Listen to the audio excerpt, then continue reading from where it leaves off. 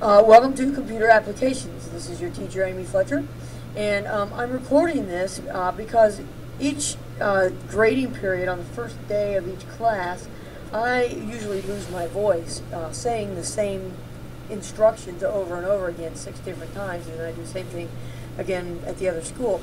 So I decided, since we have the technology in PowerPoint to record voice into PowerPoint, I would just record it and be able to play it for each class without losing my voice. So that's actually one skill that the 6th grade is going to learn this year when they start learning to use PowerPoint. So, welcome to Computer Applications.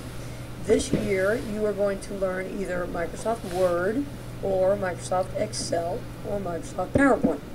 4th graders are going to be using Word and another program called Publisher. 5th graders are going to be working in Excel, and then 6th grade is going to be learning to use PowerPoint. As far as how you're going to be graded in this class, each assignment or project has a certain number of points available. How many of those points you get and you earn depends on how well you follow the instructions and how well you complete the assignment. It's going to be really important that you're paying attention when I demonstrate how to do it, and you're asking questions if you're lost on something, and also that you're reading the instructions. I'm going to give all the instructions out in written form, as well as showing you that. It's going to be really important that you are pretty picky about following the instructions. If you follow those instructions and you have everything that needs to be in there and you have it the way it's supposed to be in there, you should probably be pretty good as far as your grade. Okay, rules and expectations. I use this system called the check system. Students are to refrain from disrupting progress and learning. In other words, students, you are to behave in a way that allows me to teach and students to learn.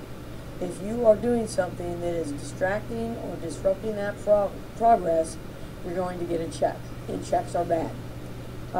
Checks, once you get a check, you keep that check for the entire rest of the 9 weeks. It doesn't ever go away. The first check is simply a warning. That means you need to figure out how to do what is expected of you in this class from a behavioral standpoint. If you get a second check, it means you're going to need to stay after class and discuss your behavior or find out from me what exactly it is that you're doing that you need to stop doing, or what it is that you need to start doing. If you get a third check, we're getting mom and dad involved. If you get a fourth check, you're going to lose a little bit of your recess. You can see posted around the room the protocol for the rest of the checks. As I said, the checks don't ever go away. If you get one today, when you come into class the next time, you're coming in with that check. So if you get another one next time, that's 2 total. Okay? So it's about you behaving in a way that's going to allow me to teach, students, including you, to learn and make progress. My expectations are very reasonable, and I'll treat you fairly and with respect, but I expect the same in return for your behavior towards me and towards the other students. All right, some classroom procedures. I'll be standing at the door when you approach. If I say good morning or good afternoon, please reply with good morning or good afternoon. I really kind of dislike the sup or what's up. We're in Greenfield or Maxwell, Indiana. We're not in downtown LA. So just some kind of cordial, appropriate response will be welcome. Please always enter the room quietly and calmly. If you get revved up from the previous class, that's great, but get yourself under control as you come in. If you're coming in from recess or wherever you're coming in from, or if you're coming in late, once class already started, you always want to enter any room quietly in a non-disruptive manner. Please, when you enter, immediately sit down in your assigned seat. Please don't wander around the room or go visit with another friend and talk, or do anything other than just please go sit down and stay in your seat so we can get the class started as soon as we have everybody.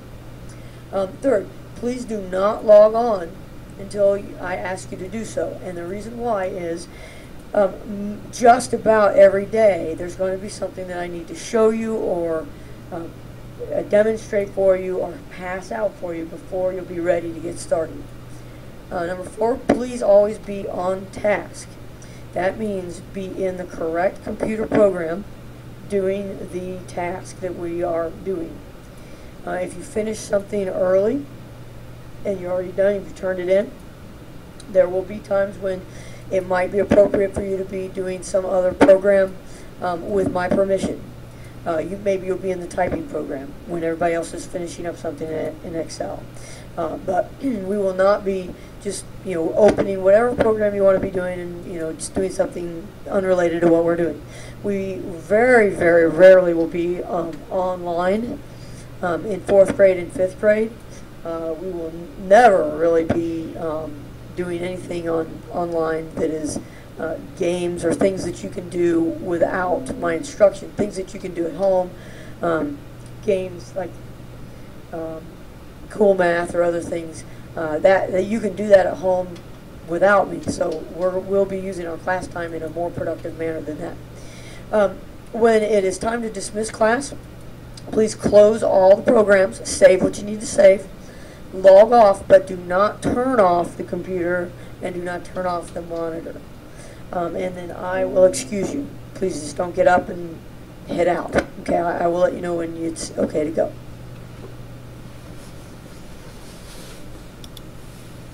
There will be times when I need to stop the whole entire class to explain something or to clarify something.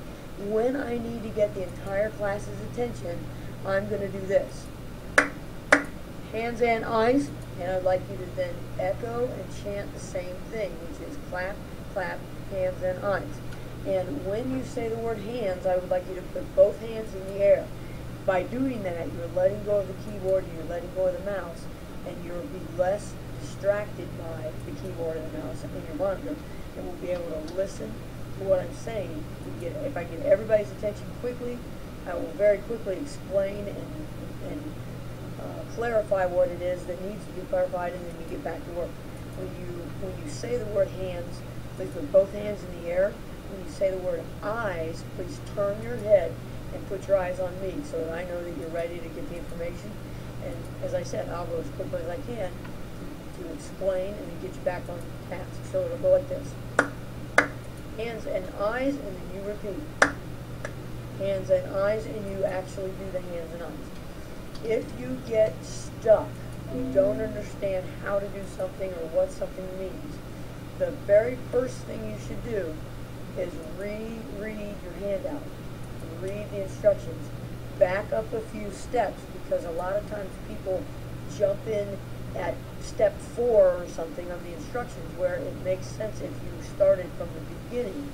So the first thing you need to do when you get stuck is go back and read those instructions again and see if you did all the stuff before where you got stuck. If you're still stuck, C3 before me.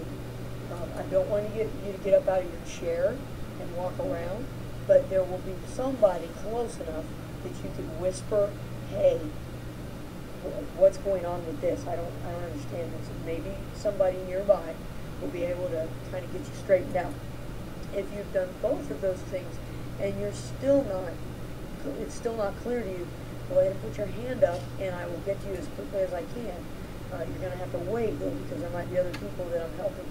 So try to help yourself first. Reread the handout. C3 before me, and if you're still stuck, go ahead and put your hand up and keep patient and I'll be around to you and help you. Anytime that you are in the computer lab and we have an alarm go off, we always must assume that alarm is the real thing. Whether it's a tornado alarm or a fire alarm or some other sort of alarm, we always need to be serious about that. If it is a fire alarm, we will need to quickly and very, very quietly exit the building, and I'll explain exactly which way depending on the school app. But we'll need to exit out into the parking area, and then we'll need to get attendance. So once we get outside, please do not wander away or start shouting across to your friend that you see in another class that's out there, because I need everybody's attention and we need to get attendance, so that then I can give the high sign that yes, everybody is out, or no, I'm missing somebody and we need to send a fireman in to get you. And it would be terrible if we sent an emergency personnel into a burning building to find you because you didn't respond that you were there when we took attendance, and when you were there, but you just weren't listening, or you wandered away to some other part of the parking lot. So that would be very tragic. If it is a tornado drill, you need to exit the computer lab and assume a safe position in the hallway and a position where we're going to protect our head. There's some other sort of emergency lockdown. We'll follow the procedures that I'll explain at that point in time. Some of those involve being silent. If we're trying, if there's a person in the building that shouldn't be in the building, and we're trying not to draw attention to ourselves. Some of those situations involve relocating within the computer lab, and I will be locking the door. So those sorts of things are kind of a on each occasion sort of basis, but cooperation is the key there.